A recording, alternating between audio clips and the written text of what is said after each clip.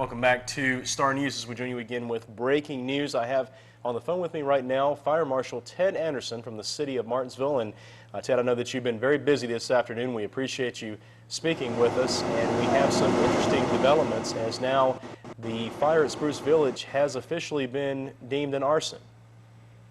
Yes, sir, that is correct. Now, I know that you're limited in what you can say at this point, but can you tell us just in very general terms what led you to make that conclusion at this point? Well, working in conjunction with the Martinsville Police Department investigators and just with speaking to some of the occupants and information like that, we have determined the fire, and also looking at the fire scene itself to be incendiary or arson, as folks know it as. And working in conjunction with the Martinsville Police Department investigators, at this point, that's about all that we can say about it. The fire, of course, is out. It was primarily the fire itself was contained to that room. As far as fire damage to other apartments, one of the apartments directly above it was subject to some fire damage on a window that was outside. But we're in the process right now of going through each apartment one by one and verifying damage from anything from smoke damage to heat damage to water damage, to see just how quickly we can get the occupants back into the building. It has been determined as of a few minutes ago that we are not going to allow anyone in any of the apartments in the building as far as to occupy it tonight, and tomorrow would be the quickest that we would allow anyone back in the facility. And I know that is a substantial effort there to attempt to relocate these individuals. One more question about the arson at this point. Now, have there been any charges placed or any arrest made, or can you comment on that? I prefer not to comment on that. I will say that for the tenants and listeners out there, that there are no worries as far as this situation happening again as such. But other than that, until I actually am able to coordinate more with the police department, we're working jointly but separately, if that makes sense. We're doing the origin cause here, working on the relocation of the people, while the police department investigators are handling the interview process and so forth on that. So we've got quite a bit of teamwork and networking that's going on there. Talking about teamwork, I was watching this operation unfold today, and I think it went, at least from what I could see, incredibly smoothly, given the large scale of this and the tremendous effort that had to be put forth here. What was was there anything particularly unique or special about the strategy used in fighting this fire? There were several things that played in on no one being injured as related to the fire. Fortunately, there was only one person that was transported. It could have been a lot worse considering that this building contains over 9 occupants. And we had one person transported that was not related to the fire emergency. So we're fortunate on that, and we give credit to the Martinsville Sheriff's Department, the Martinsville Police Department, Stone Ambulance Service, our volunteers here at Martinsville.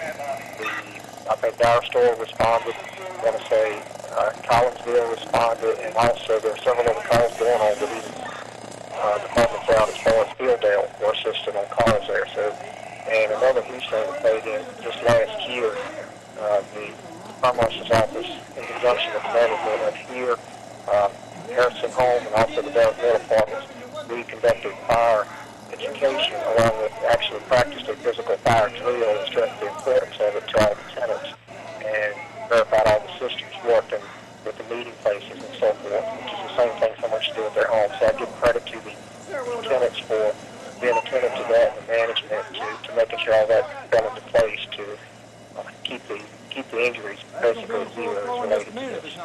And there's a very important factor here, not only, we should say, having the full-time responders there, a full-time crew on hand in the city, and also support from local volunteers, but I know both the professional and volunteer firefighters in the area, you all practice these kinds of scenarios all the time.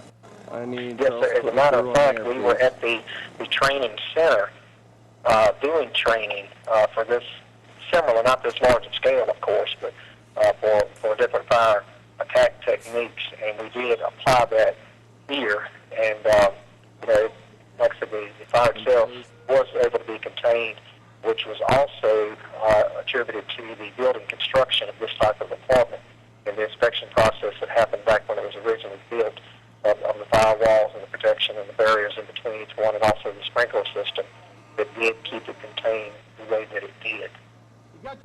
I know that we'll have an interview coming up in just a little while here on Star News with Bobby Phillips, the public safety coordinator there in the city, to talk more about the plans moving forward here as far as temporary housing for these individuals and that kind of thing. From your standpoint as fire marshal, what is your next step after the initial evacuation and all of that is cleared and it's confirmed the fire is out and you can really get in there and start to work? Okay. What we're doing now with the fire marshal's office and the inspections office, we're together, which is a total of 3 people. We are going room to room, each apartment, verifying oxygen levels, carbon monoxide levels, water damage, smoke damage, and so forth, and making a determination of whether they can reoccupy, whether the power has to be removed from each apartment, and looking at each apartment to make sure it's 100% safe to let people back in. That's our first part. And we finished the one wing here, pretty much at this point, the A wing, which is where the fire was on the 3rd floor. That the tenants of that will not be able to occupy. There may be a couple that by tomorrow that we may be able to. Pretty much that wing is going to be off limits. The B and C wing mainly just suffered some smoke damage, which the fire doors and alarm system helped to suppress that. So that is the next step that we have. We work in conjunction with the management here. They've already brought in crews to start on the cleanup process. They've brought in employees from other facilities so that we can escort families in. Right now, we're only allowing families in to just get medicine, just the major important items, medicine only.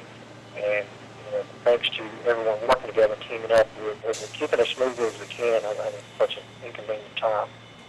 That was going to be my next question. I suppose this is really maybe more of a question for Mr. Phillips, but one of the things that I thought of that really concerned me is, so many of the occupants of this building are likely on medication and have special needs, particularly in those apartments that may be damaged. Their medication may be damaged. Is there any sort of a central database where that information is stored, or would their individual physicians need to be contacted to find out what medications they need? How do you go about working with a difficult situation like that? A lot of times it works out easier if the individual themselves, with their medication, fortunately the rooms, that even the ones that have been damaged by smoke, the medication itself is still recognizable, so they can work with their doctor and also with the pharmacy in evaluating whether the medication is still usable or not. Any medication that is within the refrigerators obviously will still be good in all of the apartments, and like the insulin and so forth. And we are getting several tenants that are coming back in doing that. Some folks have a question about security. We've got the building totally locked down except for one main entrance, and the people that are coming in getting their medication, we're allowing them in, but they're being escorted in, so they only go to their apartment and get only those items. And so just to protect everyone's valuables and interests that are here. Well, Mr. Anderson, we certainly appreciate you speaking with us, and hats off to you and everyone involved in this effort today. It seemed like what could have been a much worse situation was dealt with very smoothly, and thankfully it turned out to be, I guess, the best case scenario given what you had to work with. Absolutely. We're very sad that it happened, and we're sorry for anyone's inconvenience. At this point, fortunately, it is mainly just an inconvenience. And it could have been a lot worse, and the thanks goes to the tenants that evacuated like they should due to the alarm, and also the various departments, the Martinsville Police Department, Sheriff's Office, the volunteer fire departments that came in, and the other EMS agencies that came in to assist. Without everyone, the training did kick in, so everyone kind of knew their role, and that's what made all of this as successful as it could have been. We thank you, and keep us posted with any updates on that fire investigation. Yes, sir, certainly. Thank you for calling, Scott. Thank you very much. And folks, the Fire Marshal Ted Anderson there from the city of Martinsville talking about how that process is going right now with the evacuation. We'll have further updates with Bobby Phillips, the city's public safety coordinator, who is helping to co-manage that operation. That'll be coming up here in just a little bit. And of course, Ted Anderson, the fire marshal in his office, heading up the investigation along with assistance from the Martinsville Police Department into the arson that has been ruled here. We can't confirm right now anything more except for the fact that this is being deemed an arson, but we will be following up with fire investigation officials as they continue to build their case and investigate further as charges and those things may be forthcoming. Stay with us. We will take a brief break. We'll be back with more continued coverage of this and other local news right here on Star News.